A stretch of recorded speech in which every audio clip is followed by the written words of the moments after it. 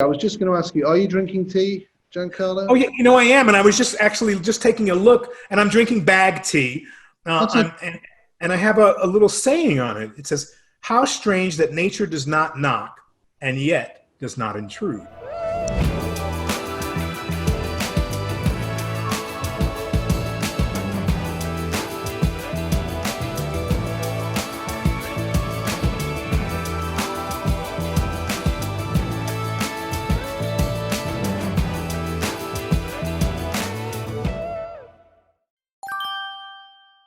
If you sort of look at your career in like a bird's eye view way, has there been one or two maybe pieces of advice, like really salient pieces of advice that have stuck with you and kind of really maybe cleared the path or kind of propelled you to where you are now? I think one of the greatest pieces of advice I've ever received is be true to yourself. This was a theme in a movie I did with George C. Scott called Taps. It was a through line and a theme of that movie.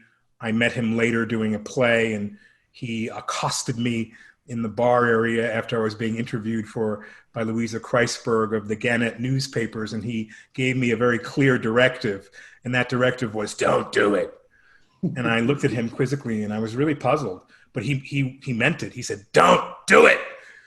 And he turned around and started to walk away, and then he turned back, and he added, "Unless you really have to." And I'll never forget that, because I understood what he meant. He was telling me in the don't do it, there are a lot of pitfalls, there's a lot of trial and error, there's ups and downs, there's failure, there's success, there's your ego to jump around. And then when he said, "Unless you really have to," he was referring to my heart. He was referring to my passion and to my love of it. And I understood him completely in that very strange shorthand that he was giving me.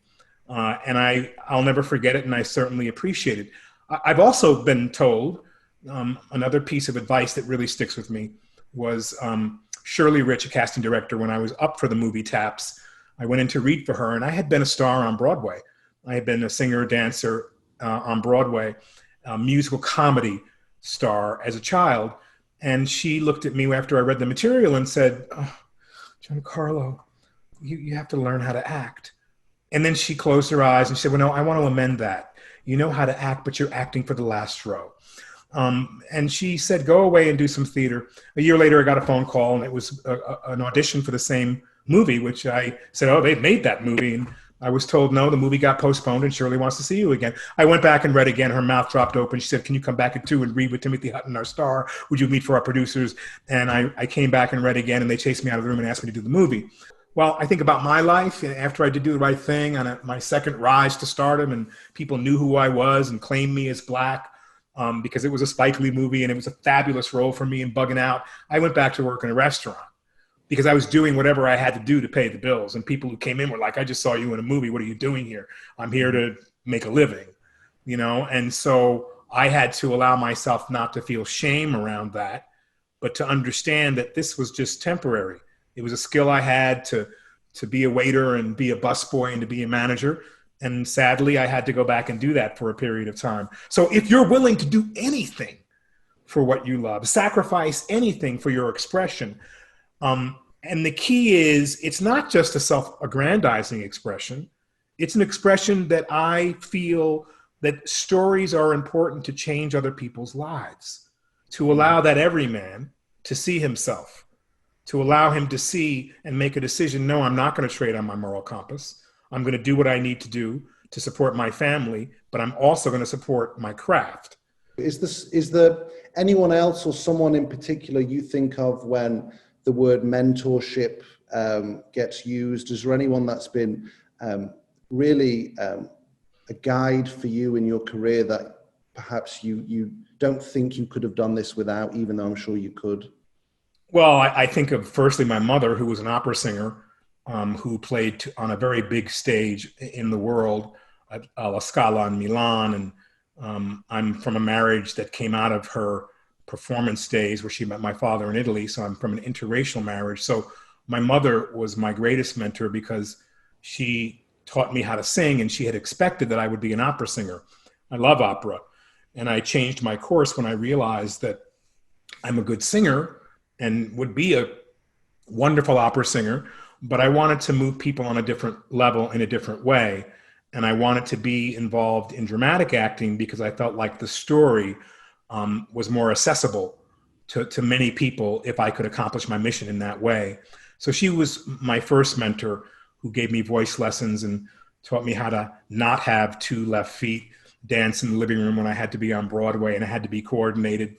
But the biggest mentors in my life are other actors who I could only see on the screen until finally I became of age and maybe was in the right place at the right time to be able to meet them. And I would say one is Harry Belafonte and the other is Sidney Poitier.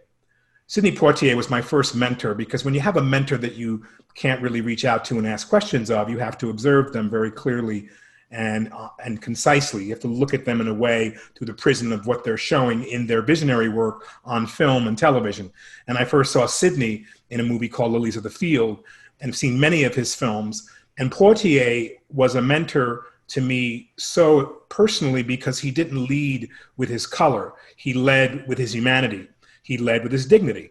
And that allowed me to see in a world of black and white, literally in our business, that I could be anyone within the scale of that black and white. I just had to make that choice. Thank you very much, Giancarlo. It was lovely to meet you and to be the beneficiary of your sage wisdom today. I'm sure a lot of people are going to find some of this stuff very moving. And congratulations again on your nominations. Thank you very much, Sammy. It's been a pleasure to be with you and all of you folks at BAFTA. I really love you guys.